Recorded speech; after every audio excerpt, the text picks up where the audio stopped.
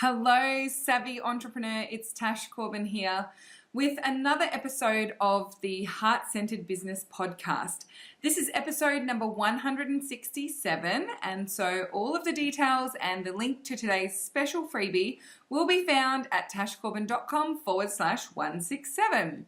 Today, I'm answering the hot topic question of this time of year, and that is, which planner should I buy? Well, actually, I'm not answering that question. What I'm going to talk to you about is the difference between having a great planner and being a great planner, and all the things you need to know to actually have your plans result in fabulous action. So shall we get started? Let's do it.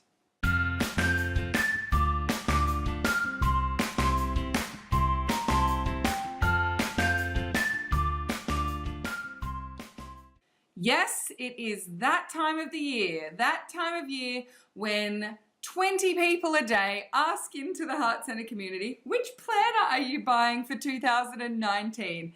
And I totally get it. As a stationery nerd, I understand we all want to find that magical planner that makes our lives easier, helps us feel super organized, and helps us to achieve our big goals for the next year. But here's the thing, if you're looking for the magical right planner, then chances are you won't magically fix all of your self-organization issues, because there's a difference between having a great planner and being a great planner. Yes, there are some amazing planner tools out there, and yes, they do a really great job of getting things out of your brain and onto paper, and I love using planners. I even create and sell my own planner. This is mine from this year. But I want us to have a conversation so that you can go into your planner hunt and forage with your eyes open, knowing that you're not just relying on an inanimate object to actually fix something that you want to work on. So number one in my hot tips is that there are different roles for different things. So for example, there's a big difference between a business planner that sets you up with a clear plan for the year and a business planner or daily planner that helps you map out what your priorities are each day. They are two different things that have two different purposes. So whilst you might find that you are really excited by and you get lots of juicy stuff done when you use your daily planner or your daily goal setter or a weekly planner or whatever it might be, if you don't have the big picture sorted, then chances are you're going to be focusing on the wrong actions because you've always got a short-term focus. So we need to make sure there's a good balance between long-term planning and short-term planning. And also, there's a difference between planning and actually self-management, the doing, the implementation. So a lot of the planners that you see out there are actually self-management tools. They're a daily tool or a weekly tool to help you self-manage. Again, that's not giving you the big picture and helping you to focus down on the right, most powerful activities. So if you sit down to do your daily plan each morning, but you're not looking at that big picture and you're not ensuring you're focused on the important things instead of just the fun and urgent things, then chances are you're not focused on the right activities. So I actually see that there's three key layers to setting yourself up with that planning. There's the yearly big picture, there's the monthly focus down, and then there's the daily self-management. So if we can get those three layers working really well, chances are you're going to see much better results than simply just doing the day-to-day planning or simply just doing the big picture plan and never looking at it again for the entire year. We want to make sure that you've got a great balance. So I find that for yearly business planning, I do best when I have some form of review and strategizing planner. So I will get mine printed. So this is how we sold the 2018 planner for the print copy. If I buy electronic planners, which I don't anymore, I just make my own. But if I have an electronic planner, I always print it out because I think well with pen and paper. And actually, a lot of what I do in my 2018 planner, my 2019 planner, my year business planner is done with my partner, with Honest Dave, because I have things like celebrating the year that was, and we review all of those things together to make sure that we're on the same page. Now, the 2019 planner of Tash Corbin, which I don't have printed yet, hashtag batching my, my video blogs and my podcast, but the 2019 planner is something that will again involve doing a review of 2018 and then setting your goals for 2019.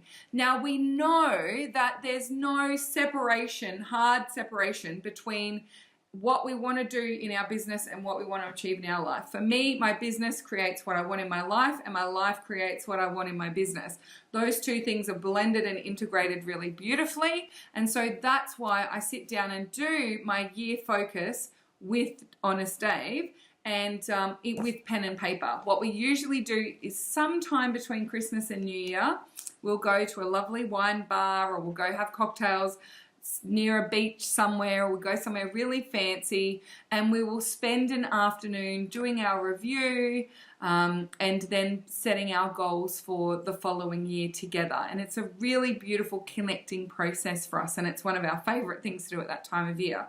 So I recommend, and what I find works for me, is sitting down with a paper planner, and particularly for me, just bringing that in with Honest Dave and just getting it all out of my head. 90% of what I do in this doesn't need to go to my team. It's not part, I refine it down to an actual implementable business plan in the second stage of that process. So the second stage of that process for me is my month by month, seeing it all in one view planner. So I use an Excel spreadsheet, and it has my at least my next 6 to 8 weeks in front of me on that spreadsheet, and it's got what am I focused on and what are my projects for this, and it's broken down to weeks. What are my projects and what am I focused on for this week? What am I promoting in this week, both free and paid? What's my content that's coming out this week? And then any extra notes, things that I need to be aware of. And I sit down and I update that every single week. I'm looking at what's happening for the weeks ahead. What did we get done from last week? What didn't we get done from last week? And it's a view to a page. Now, something that I'm going to do is in the bonus for today's podcast episode is I'm going to give you that spreadsheet as a template.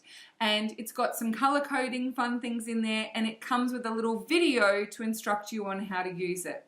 Because for me, this has been the gateway between my yearly plan and my focus on the big picture and the day-to-day project management that needs to happen for my team.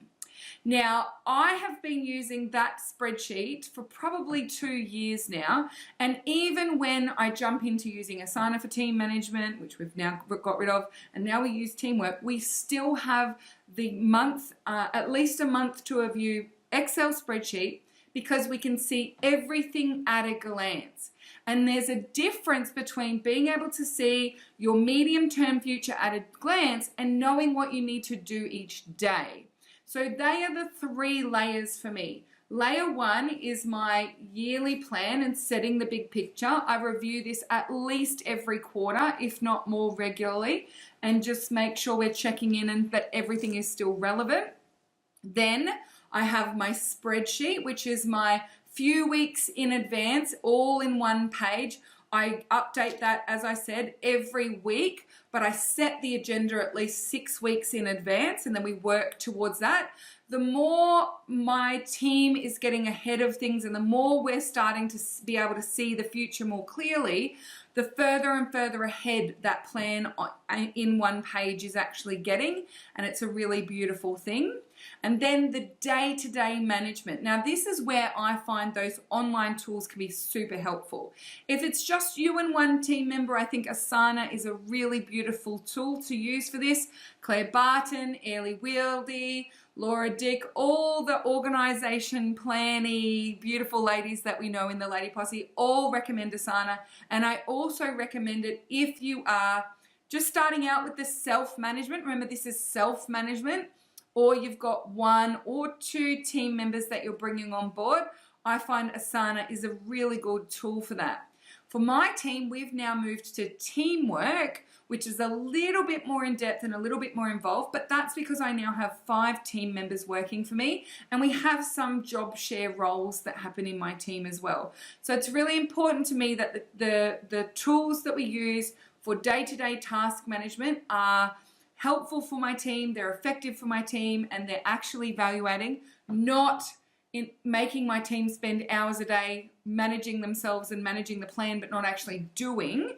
I want them to be quick and simple and easy to use, but also very effective for managing things, particularly where we've got cross-team responsibilities. So there are lots of other project management day-to-day tools that you can use. I know that the temptation to use a daily physical planner is very high for self-management, but there's one limitation that has, and that is if you use a physical planner for the day-to-day self-management and task management, it's very difficult for you to then actually bring someone else into that picture, because you can't exactly scan that in and send it off to someone and say, this is what I did all of last year. So if you're going to use a daily planner, what you need to be considering is, are you still systemizing and capturing what it takes for you to run your business so that you are future-proofing your self-management to be aligned with being able to outsource and bring on team members? This is where I really let myself down in the first few years of my business. I dabbled, I tried, I experimented, but ultimately I just kept making the excuse, I'm a pen and paper person, and that's really the strategy that works best for me. Now, I've been able to work into the way that I manage myself, my idea of using the pen and paper thing. So what I do now is I will log into my Teamwork and see my tasks that are there for me for the day, and then I will go and do those tasks and tick them off in Teamwork.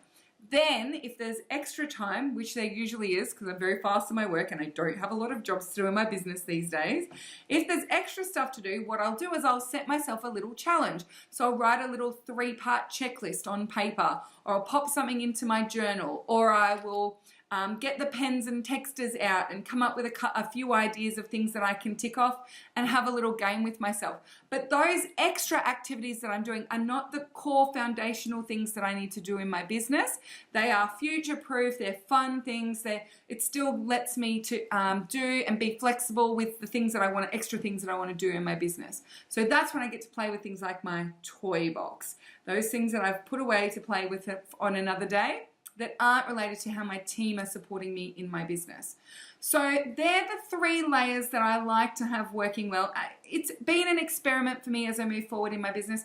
What you need to do is find something that works really well for you. I'm not going to prescribe a planning and implementing process, because what works for one person doesn't work for another.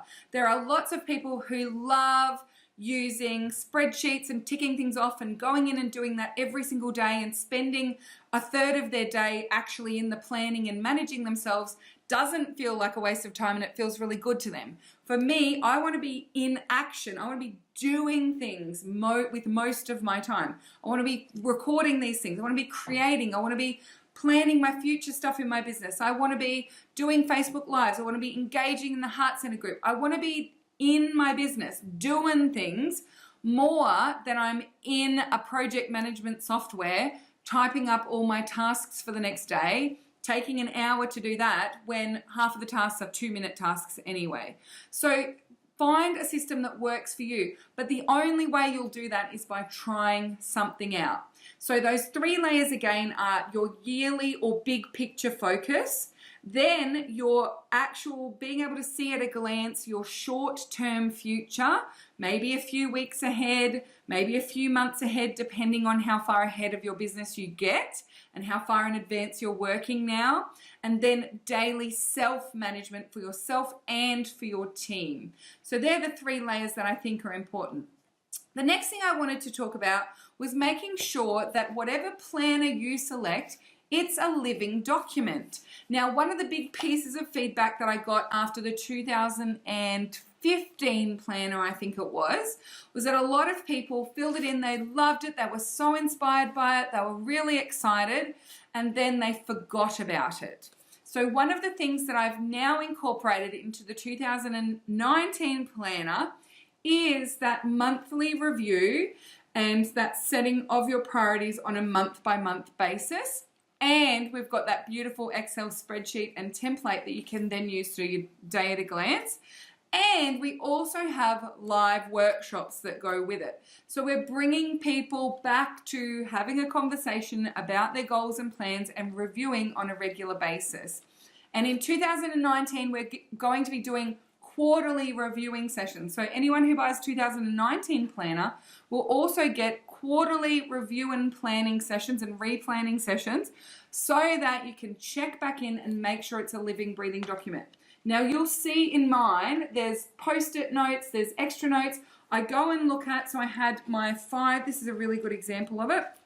I had my 6 2018 feelings and intentions. And so I wrote them initially in pen, and then in March, June, and October, I've been back and made comments in different colors on how I'm feeling about those so far and are we on track. And I'm really excited to say that the October review looked very good. The one thing that was feeling like I was getting a little bit lost was my sense of connection. And I think that that had a lot to do with moving countries. So it's a really good thing to come back to your planner. Whatever you decide to use, whether it's a yearly planner like this or something that incorporates self-management or whatever it might be, it doesn't work on the shelf, right? It's a living, breathing document and you need to come back to it. And then the number 3 final thing that I wanted to say about planners versus planning is if you are trying to change a behavior by simply purchasing an inanimate object, it's pretty much the same thing as buying an ab roller and expecting it to get you those washboard abs when all you use it for is to hang your clothes on. So if your issue and the reason why you're really excited and drawn to finding a planner is that you feel like you're not organized enough, or if it feels like you don't know what your business strategy is, or if it feels like you don't know if you've got the right business strategy, no planner is actually going to fix that. What you need to do is set yourself up for behavioral change. What are the behaviors that you are doing regularly that are not aligned with the way that you want to show up in your business? If it's that you're not trusting in your business strategy, how can you find a business mentor to help you review your strategy regularly and ensure you're on the right track? And if you are going to jump in and grab a planner, I do want to give a little shout out to my 2019 planner. I'll make sure the link's with the show notes at tashcorbin.com/167, because this is why my planner comes with those workshops, because the planner in and of itself will not help you be more focused, more organized, or more clear on your direction in your business. But the planner combined with the workshops and regularly coming back to it will help you move towards that if that's the thing that's your priority. So if you have any questions about the 2019 planner, just come into the Heart Centre group and use #podcast question. I'm listening to episode 167, wondering about the planner, You can pop it into the group there. And of course, as I said, you can find all the details of the planner over at tashcorbin.com/167. Now, I do actually have a little freebie for you today as well, and that is my month to a view Excel spreadsheet, the one that I use to plan a few weeks at a time in advance so I can see everything to a page. And the details of that and the opt-in for that you can find at tashcorbin.com /167. It also comes with a little video on how to use it and fill it in so that you've got everything that you need to get that middle layer sorted, because usually that's where people let themselves down. They do the yearly planner and then their day-to-day management, but they're not checking in at a glance. Are they actually moving forward in the areas of priority? So that's the gap that I decided to fill with today's freebie. Thank you so much for joining me for this episode of the Heart Centered Business Podcast. Until next time, I've been Tash Corbin. You've been a fabulous listener, and I cannot wait to see you shine.